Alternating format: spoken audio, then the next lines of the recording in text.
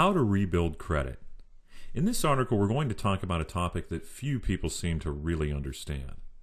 It's our hope in covering this, we'll make some progress towards a better understanding of basic concepts for rebuilding your credit. The first thing to realize is that there are several different types of tools available for rebuilding credit. They offer different features and benefits at different prices and can have substantially different payoffs for your credit. However, they all work towards the same basic goal.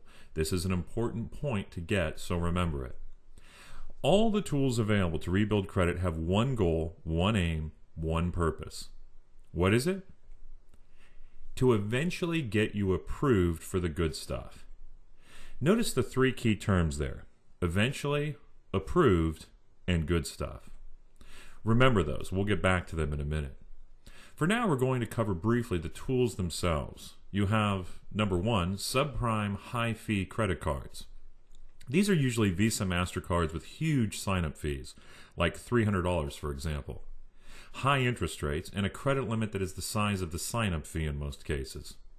There is little risk in these cards for the credit card company. The plus side is that it's a Visa or MasterCard, so you can use it anywhere. The downside is that it doesn't give you much spending power or do much for your debt-to-credit ratio. Number two is secured credit cards.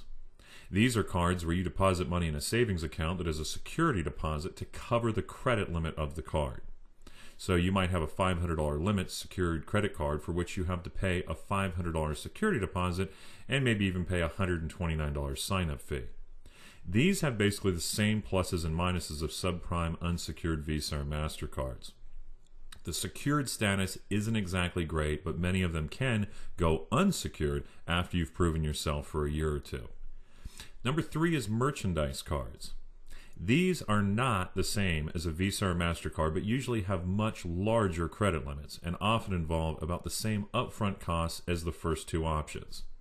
The big confusion with these is that people expect to be able to buy things anywhere with them, or they expect to receive a real credit card in the mail. That is not how they work.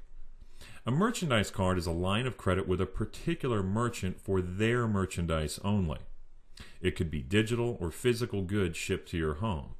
Usually the prices are fair, but they can be overpriced sometimes, and usually they aren't the best mainstream quality things. This is a complaint that some people voice about merchandise cards. They ask things like, why would I want to get a credit line for a bunch of ebooks? Why would I want to buy the computer from their catalog when I can get a better one at my local electronics store for half the price? These are valid questions, and the answer is sometimes difficult to understand. Why would you get a credit line to buy a bunch of ebooks or overpriced merchandise? The answer is you wouldn't. The purpose of having a merchandise card isn't really to buy a bunch of junk, be it digital or real stuff, that you don't need. The purpose of a merchandise card is to get a big credit line showing up on your credit report in hopes that it will improve your debt-to-credit ratio and otherwise make you look better to lenders offering real credit cards. Sure, you should buy something, but don't plan on great deals. Buy something to build payment history and work towards the real goal of the merchandise card and any other tool used to rebuild your credit. Do you remember what that goal was? Let me refresh your memory. To eventually get you approved for the good stuff.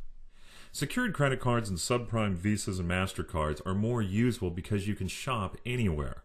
But the credit line won't do much for your debt-to-credit ratio, which can be helpful especially if you already have large amounts of debt. Merchandise cards usually only report to one bureau and aren't as easy to use because you can't buy things just anywhere.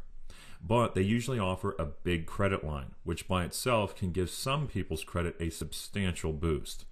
All three of these tools can be useful as long as they report to at least one of the three major credit bureaus. If they report to more than one, that's even better.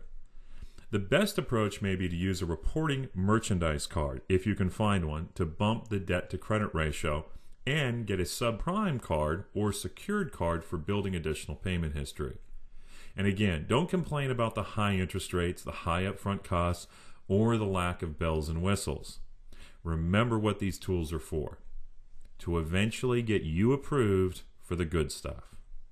When your debt-to-credit ratio has improved and you've started to build some positive payment history, Even with some dings on your credit, you may start to see some quality pre-approved credit card offers showing up at your door.